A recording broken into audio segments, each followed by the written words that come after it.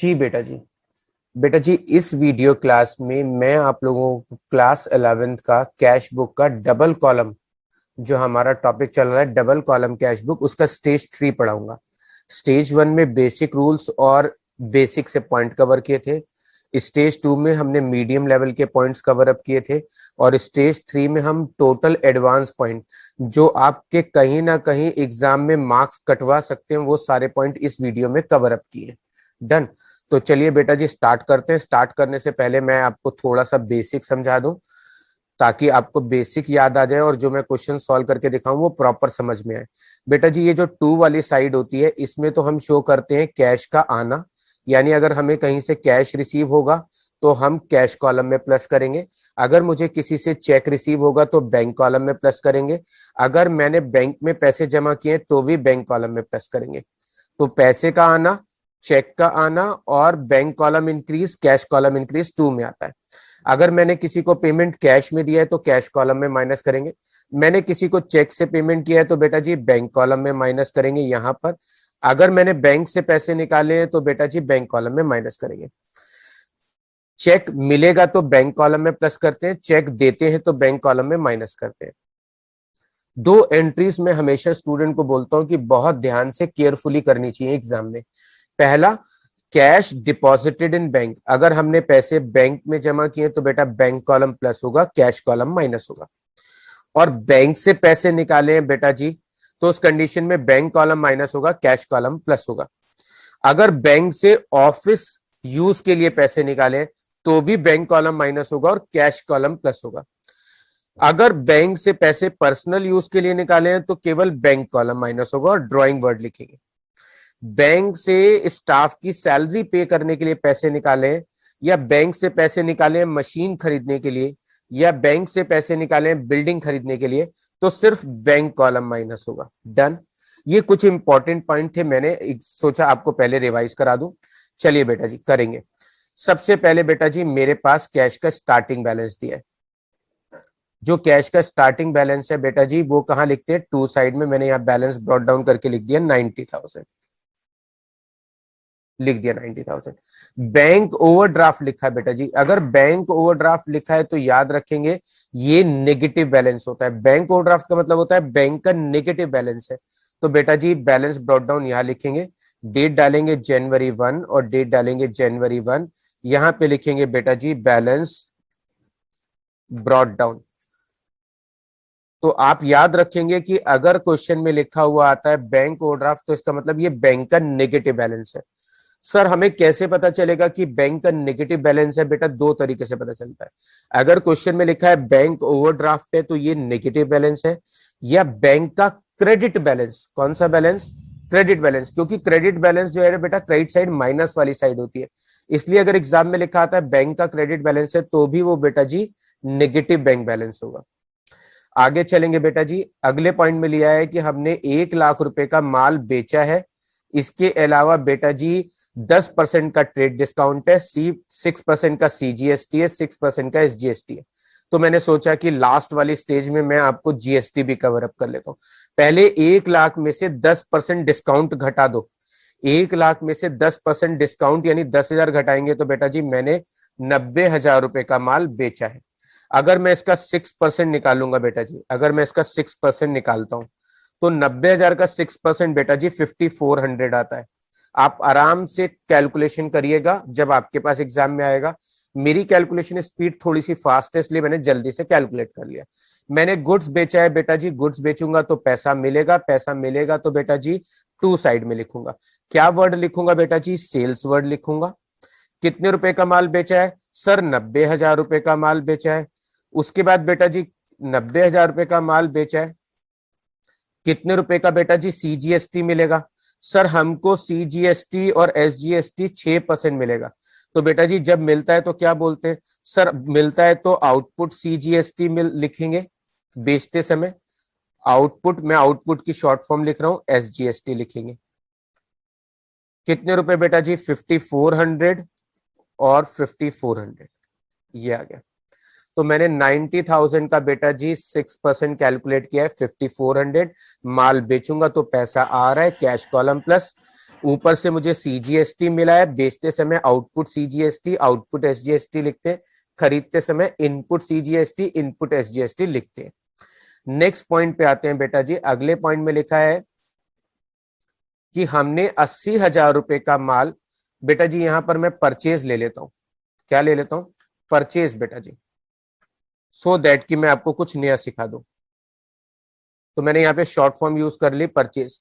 80,000 का goods purchase किया है 10% रेट डिस्काउंट पे, और बेटा जी मैंने 6% का सीजीएसटी दिया है, 6% का एसजीएसटी दिया है। पेमेंट मैंने चेक से किया है।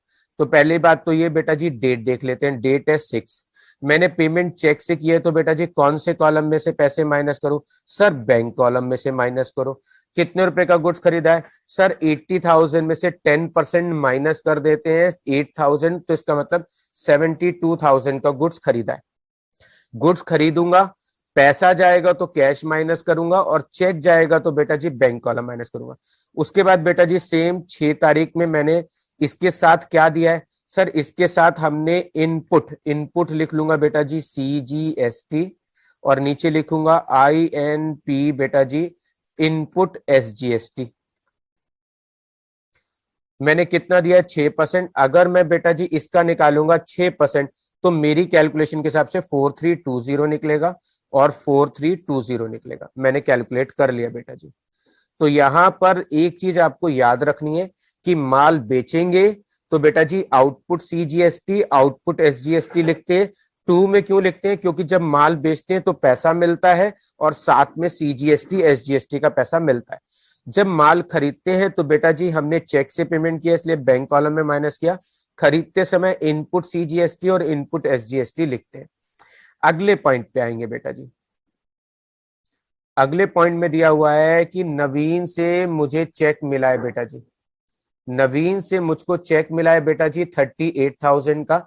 देखो नवीन से रिलेटेड कोई अलग से इंफॉर्मेशन तो नहीं है। 9th में नहीं है, 11th में नहीं है, 12th में नहीं है, 13 में नहीं है, 15 में नहीं है, 17 में, 17 में बेटा जी। मैं इसको रेड से हाईलाइट कर देता हूं। 7 तारीख को बेटा जी मुझे 38,000 का चेक मिला है। चेक मिला है तो बेटा जी कौन से कॉलम में प्लस करेंगे? 7 तारीख डालेंगे। चेक मिला है बेटा जी नवीन से, तो मैं वर्ड लिखूंगा नवीन। चेक मिला है तो कौन से कॉलम में लिखें? सर बैंक कॉलम में लिख दीजिए। कितने रुपए का चेक मिला है? 38,000 का। डन बेटा जी। अब 17 तारीख में वो चेक कैंसिल हुआ है, तो 17 तारीख में मैं बैंक कॉलम को माइनस करूंगा बेटा, लेकिन उससे पहले मेरे को बीच के कुछ पॉइंट करने हैं, तो मैं इसको बाद में करूंगा। मैंने पर्सनल यूज के लिए बैंक से पैसे निकाले हैं। अगर मैं बैंक से पैसे निकालूंगा, चेक से पैसे निकाले बेटा जी। कैसे पता चला बैंक से निकाले? क्वेश्चन में चेक वर्ड लिखा है। चेक से पैसे निकाले पर्सनल यूज के लिए। पर्सनल यूज के लिए पैसे निकालूंगा तो बेटा जी क्या वर्ड लिखता हूं? सर ड्रॉइंग वर्ड लिखते हैं। कितने रुपए निकाले बेटा जी बैंक से? सर 5,000 रुपए निकाले बेटा जी। बैंक कॉलम माइनस कर दिया। अगला पॉइंट, ये बहुत सारे क्वेश्चन पेपर से मैंने आते हुए देखा है, तो सोचा कि आपके साथ एक बार इसे डिस्कस कर लूं। 1,00,000 रुपए हमने फर्दर कैपिटल बिजनेस में इन्वेस्ट किए। 1,00,000 की फर्दर कैपिटल बिजनेस में इन्वेस्ट किए, जिसमें से 60,000 रुपए डायरेक्टली बैंक में डाले। यानी बिजनेस में टोटल लगाए हैं 1,00,000, जिसमें से 60,000 बैंक में जमा किए। इसका मतलब 40,000 कैश बिजनेस में लगाए। तो बेटा जी जब भी बिजनेस में पैसा इन्वेस्ट करते हैं तो 11 तारीख है। क्या वर्ड लिखेंगे? सर कैपिटल लिखेंगे, क्योंकि जब भी बिजनेस में पैसा इन्वेस्ट करते हैं तो कैपिटल लिखते हैं। बेटा जी कितने पैसे बिजनेस में इन्वेस्ट किए? 40,000। और कितने पैसे बैंक में जमा किए? 60,000। तो मैंने 40,000 रुपए कैश यानी बिजनेस में इन्वेस्ट किए, और 60,000 रुपए बेटा जी मैंने बैंक में इन्वेस्ट किए। टोटल मैंने 1,00,000 रुपए इन्वेस्ट किए। डन बेटा जी। 12th नंबर का पॉइंट, ये बहुत ही इंपॉर्टेंट पॉइंट है बेटा जी, आपके एग्जाम में डेफिनेटली पूछ सकता है, और अगर मैंने नहीं पढ़ाया होगा तो डेफिनेटली आप एग्जाम में गलती कर सकते हो। 10,000 रुपए का बिल डिस्काउंटेड विद बैंक है एट 10% डिस्काउंट। बेटा जी बिल क्या होता है ये लेटर ऑन समझाऊंगा, क्योंकि एक चैप्टर है बिल्स ऑफ एक्सचेंज, उससे रिलेटेड पॉइंट है। 10,000 रुपए का बिल बेटा जी मैंने बैंक से डिस्काउंटेड करा लिया। डिस्काउंटेड का मतलब होता है मेरे पास कोई बिल रखा है जिसका पैसा मुझे फ्यूचर में मिलेगा। मुझे अभी पैसे की इमरजेंसी है, मुझे अभी पैसे की नीड है। डिस्काउंटेड का मतलब होता है सेल करना, बेचना। मैंने ये बिल बैंक को बेच दिया। मैंने 10,000 रुपए का बिल बैंक को बेच दिया 10% डिस्काउंट पे। 10,000 का बेटा जी अगर 10% डिस्काउंट निकाले, 10,000 का 10% डिस्काउंट निकालें तो 1,000 निकलेगा बेटा जी। कितना बचेगा? 9,000। बेटा जी 10,000 का बिल बेचा है, 1,000 का डिस्काउंट हुआ है, 9,000 रुपए में वो बिल बिका है। अब बिल बिका है तो बेटा जी क्या होगा? पैसा बैंक देने घर आएगा या मेरे अकाउंट में प्लस करेगा? बेटा जी जब भी बिल बैंक को बेचेंगे पैसा बैंक अकाउंट में प्लस होगा। क्या वर्ड लिखेंगे? Bill discounted. Short form use करूंगा बेटा जी मैं, बिल डिस्काउंटेड। कितने रुपए का बिल डिस्काउंटेड हुआ है? 9,000 रुपए का। तारीख कौन सी है बेटा जी? 12 तारीख है, लिख दिया 12 तारीख। तो बिल डिस्काउंटेड का मतलब होता है बिल मैंने बैंक को बेच दिया है, 10,000 का बिल था, 10% यानी 1,000 डिस्काउंट पर बेचा तो मेरे अकाउंट में कितने पैसे प्लस होंगे? 9,000। उसके बाद 13 तारीख को लिखा है हमने गोपाल को 15,000 का माल बेचा, उसमें से उससे 8,000 रुपए का कैश मिला है और 7,000 रुपए का चेक मिला है। तो बेटा जी माल बेचा है मैंने 13 तारीख को।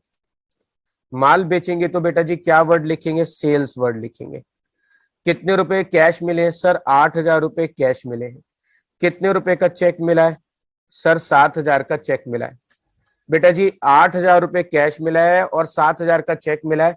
मैंने केवल 8,000 रुपए कैश मिलने की एंट्री रिकॉर्ड कर रहा हूं, 7,000 की एंट्री रिकॉर्ड नहीं कर रहा हूं। इसको मैंने थोड़ा सा अलग कलर से हाईलाइट किया है कि आपका ध्यान अगर इस पॉइंट पे नहीं जा रहा है तो आ जाए। मैंने यहां पर लिखा है बेटा जी, यहां पर इस पॉइंट को मैं हाईलाइट कर देता हूं। मैंने 8,000 रुपए कैश मिला है तो 8,000 कैश में प्लस कर दिया। 7,000 का चेक मिला है लेकिन मैंने उसकी एंट्री नहीं की। सर क्यों नहीं की? बेटा क्वेश्चन नंबर 15 में ये पॉइंट लिखा हुआ है। क्या लिखा है? कि मैंने 15 तारीख में टोटल 10,000 बैंक में जमा किए। कितने जमा किए? टोटल 10,000 बैंक में जमा किए हैं, जिसमें 7,000 गोपाल का चेक भी इंक्लूड है। यानी 13 तारीख में चेक मिला और 15 तारीख में बेटा जी वो चेक बैंक में जमा किया। ये इतना इंपॉर्टेंट पॉइंट है कि अगर 10 स्टूडेंट को पॉइंट नंबर 13 और 15 एक साथ करने के लिए दे दिया जाए तो 10 में से 7 स्टूडेंट इस पॉइंट को गलत करके आते हैं।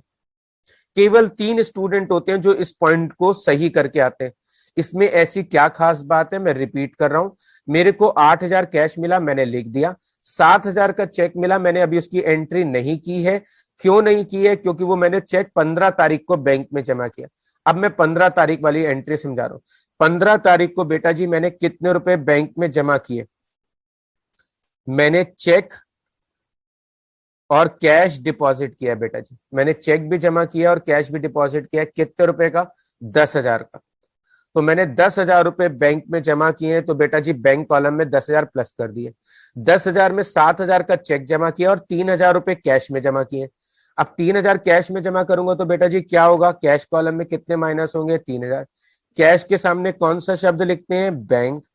और इसके अलावा बेटा जी इसके आगे क्या वर्ड लिखेंगे? सी और सी, क्योंकि ये कॉन्ट्रा एंट्री है।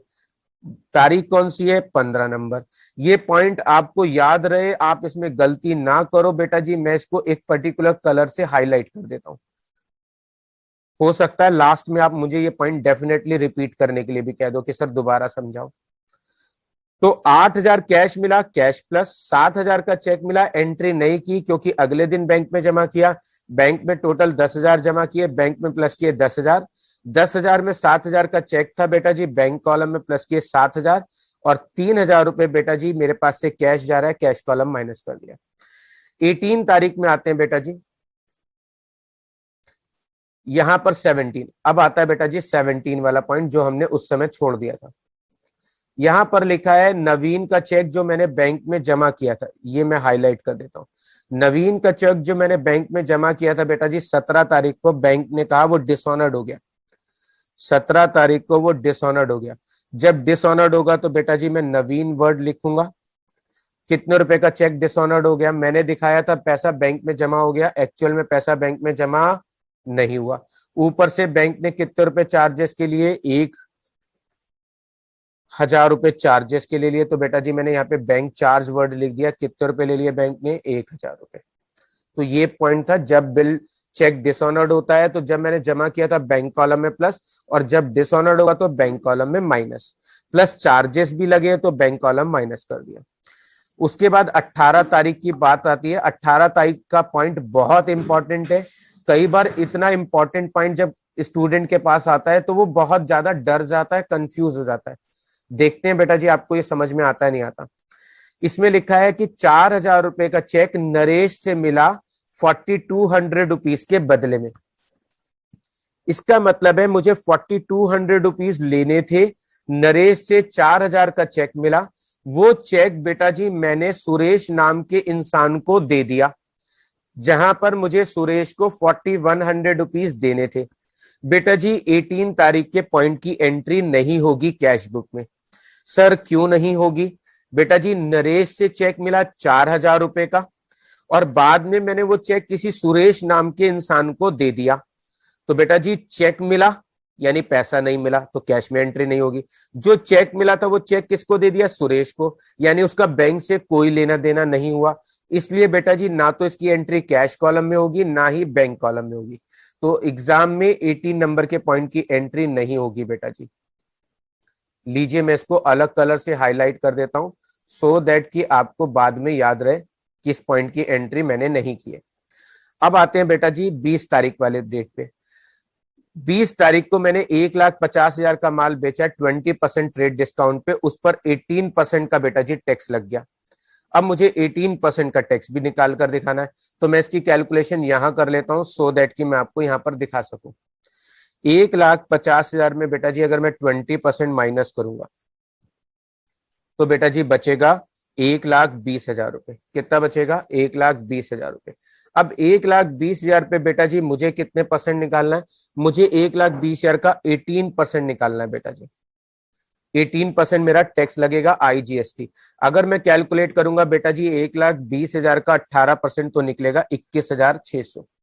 आप आराम से लिखकर कैलकुलेशन करना, मैंने वर्बली की है। बेटा जी जब मैंने माल बेचा मुझे पेमेंट किससे मिली? मेरे को पेमेंट चेक से मिली है।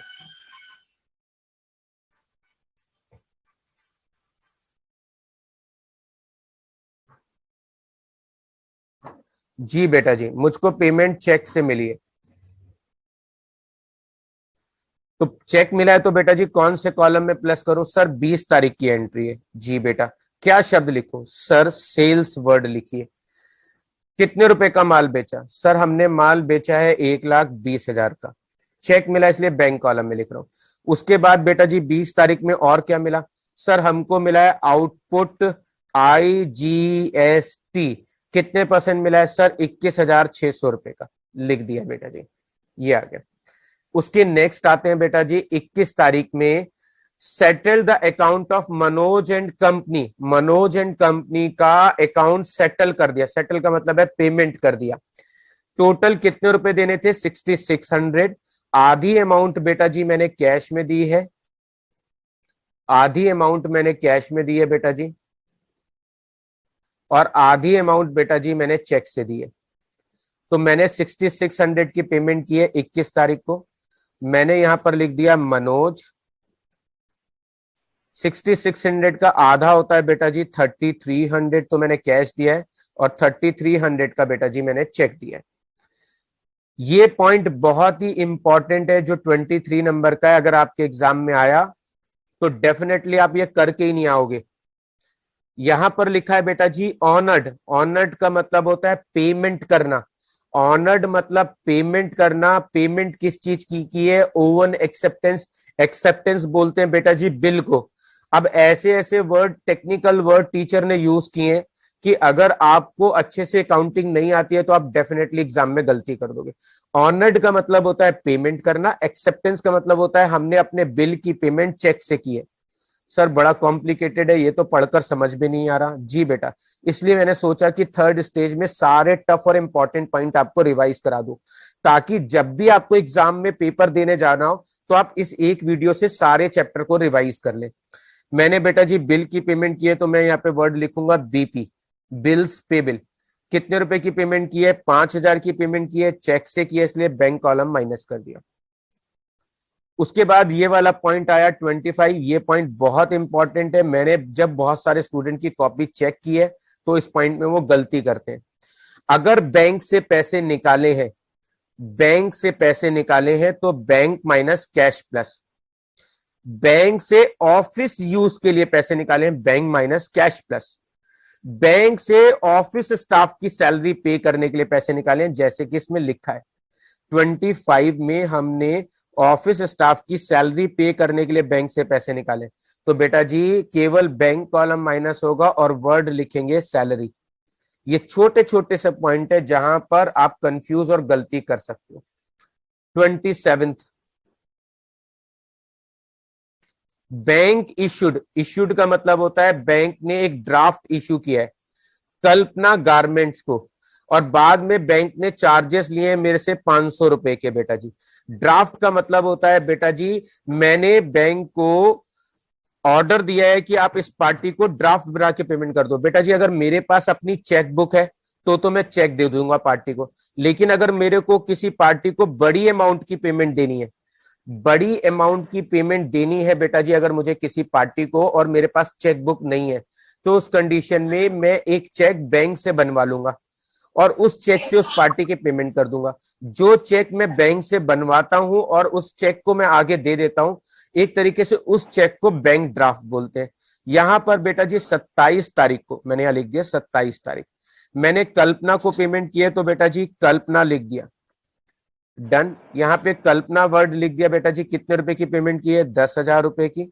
और ऊपर से बेटा जी बैंक के चार्जेस भी लगे, तो मैं यहां पर बेटा जी चार्जेस लिख रहा हूं, बैंक चार्जेस वर्ड लिख रहा हूं बेटा जी।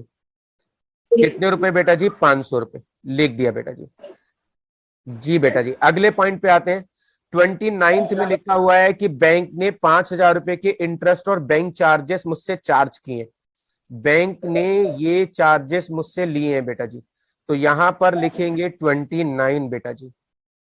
क्या लिखूं बेटा जी, interest and bank charges, bank charges जो मुझसे बैंक ने लिए हैं बेटा जी।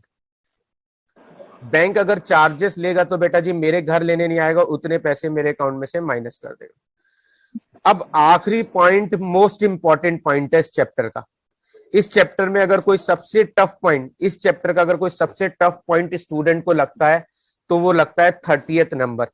30th नंबर में लिखा है deposit extra cash, deposit extra cash in bank after retaining 10,000 in business. अब मैं आपको इसे एग्जाम्पल से समझाता हूं।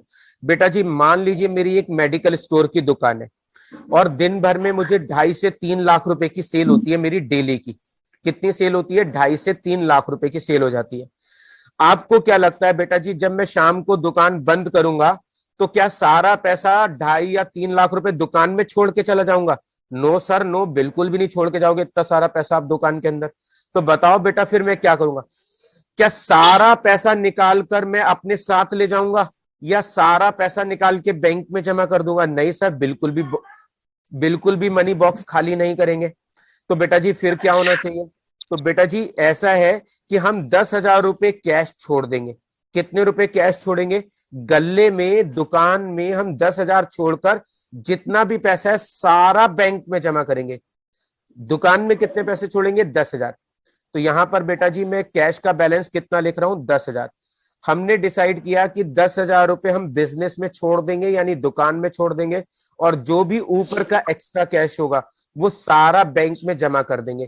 कैसे करेंगे ये पॉइंट बेटा जी अब करके दिखाता हूं। मैं इस साइड का सम कर रहा हूं, 90 में 90 जोड़ेंगे बेटा जी कितने हो गए? 180। 180 में बेटा जी 10 जोड़ेंगे 190। 190 में 40 जोड़ेंगे 230। 230 में 8,000 जोड़ूंगा 238,800। इस साइड का सम आ रहा है 2,38,800 रुपए। इसमें से बेटा जी मैं ये सारी चीजें घटाऊंगा। 2 लाख मैं यहां पे घटाकर आपको दिखा देता हूं बेटा जी। 2,38,800 रुपए मुझे इसमें से माइनस करने बेटा जी कितने? 10,000, 3 13,000, 13 और 3 16,300। इसमें से 16,300 घटा देता हूं। मैंने 16,300 मैंने क्या क्या चीजें इंक्लूड की हैं बेटा जी? 10,000 भी लिया है, 3,000 भी लिया है, 3,300 और 3,000, ये तीनों डिजिट माइनस कर रहा हूं। अगर घटाऊंगा तो बेटा जी कितना बचेगा? मैं इसमें से इसे घटाऊंगा तो मेरे पास बचेगा बेटा जी 2,22,500 रुपए। 2,22,500 रुपए बेटा जी, इतना बैलेंस बचेगा। एक बार मैं देख लेता हूं। दो, तीन में से एक गए दो, 8 में से 6 गए दो, और 8 में से 3 गए 5। 2,22,500 रुपए का जो डिफरेंस बचेगा बेटा जी, उतने पैसे मैं बैंक में जमा करूंगा। कैश के सामने शब्द लिखूंगा बेटा जी बैंक। कितने रुपए बैंक में जमा कर रहा हूं? 2,22,500 रुपए बैंक में जमा करूंगा तो बेटा जी बैंक कॉलम प्लस हो जाएगा 2,22,500 रुपए। बैंक के सामने शब्द लिखूंगा बेटा जी कैश, और यहाँ पे डेट डालूंगा बेटा जी जनवरी 31। ये बहुत इंपॉर्टेंट पॉइंट मैंने आपको समझाया है कि हम बिजनेस में 10,000 का कैश बैलेंस छोड़ेंगे और बाकी का सारा पैसा बैंक में जमा करेंगे। मैंने कैसे किया मैं एक बार रिपीट करता हूं। 90 + 90 + 5,400, 5,400, 40,000, 8,000 सबको जोड़ दिया, माइनस कर दिया 3,000, 3,300, और ये जो लास्ट में 10,000 का बैलेंस रखना है वो भी घटा दिया। जो पैसा बचा बेटा जी, उतना पैसा बेटा जी मैंने क्या किया है, उतना पैसा बेटा जी मैंने बैंक में जमा कर दिया है। लीजिए मैंने इसको ग्रीन कलर से हाईलाइट कर दिया।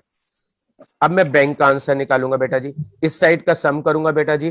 38, 60, 98, 98 में 9 जोड़ूंगा 1,07,000, 1,17,000, 1,37,000, 2,37,000, 2,38,000, 2,58,000, 2,58,000, 2,60,000, 2,80,000, 4,80,000, 4,81,100। इस साइड का सम है 4,81,100। अब इसमें से ये सारी चीजें माइनस करूंगा बेटा जी। मैं यहां लिख लेता हूं आपको घटाकर दिखाने के लिए। 4,81,100। इसमें से बेटा जी ये सब घटाऊंगा। 60 में 72 जोड़ूंगा 132, 137, 137, 141, 141, 146, 154, 184, 19, 184, 185, 188, 193, 193, 198, 228, 238, 238, 243, 243, 2,43,800, 2,44,100, 2,44,440, 2,44,440। हो सकता है बेटा जी मैं कहीं गलती कर दूं, लेकिन आप बाद में एक बार अगर मिस्टेक हो तो एडजस्ट कर लेना जी। तो मेरे को ये वाली डिजिट बेटा जी इसमें से घटानी है और बैलेंस निकालना है। तो देखता हूं बेटा जी कितना बचेगा। इसमें से घटा के ऊपर ही लिख लेता हूं बेटा जी। आखिरी में 60 तो बचेगा, ये तो कंफर्म है। इसके अलावा 10 में से 4 जाएंगे तो बेटा जी कितना बचेगा? 6 बचेगा। 0, 10 में से जाएंगे 0 बचेगा, 10 में से 4 जाएंगे 6, 10 में से 4 जाएंगे फिर से 6 बचेगा बेटा जी। इसके अलावा 7 में से 4 जाएंगे बेटा जी 3 बचेगा। इसके अलावा 4 में से 2 जाएंगे तो बेटा जी 2 बचेगा। बैलेंस बचेगा 2,36,660 जी बेटा जी। एक 6 रह गया, वो लिख देता हूं जी। आ गया। टोटल दोनों साइड का बेटा जी बराबर कर देता हूं। ये टोटल मैंने दोनों साइड का यहाँ पे बराबर कर दिया। अरे बाप रे, ये क्या आ गया? ये यहाँ पे टोटल बराबर कर दिया जी बेटा जी। तो ये था आज का वीडियो जिसमें मैंने कैश बुक में डबल कॉलम कैश बुक के जितने भी एडवांस और टफ पॉइंट होते हैं वो सारे इस एक वीडियो में बेटा जी मैंने आपको समझा दिए हैं, सो दैट कि आपका इस एक वीडियो से पूरे चैप्टर का रिवीजन हो जाए। अगर बेटा आपको ये वीडियो अच्छा लगा है तो प्लीज सब्सक्राइब द चैनल और इस वीडियो को अपने फ्रेंड्स के साथ ज्यादा से ज्यादा शेयर करें।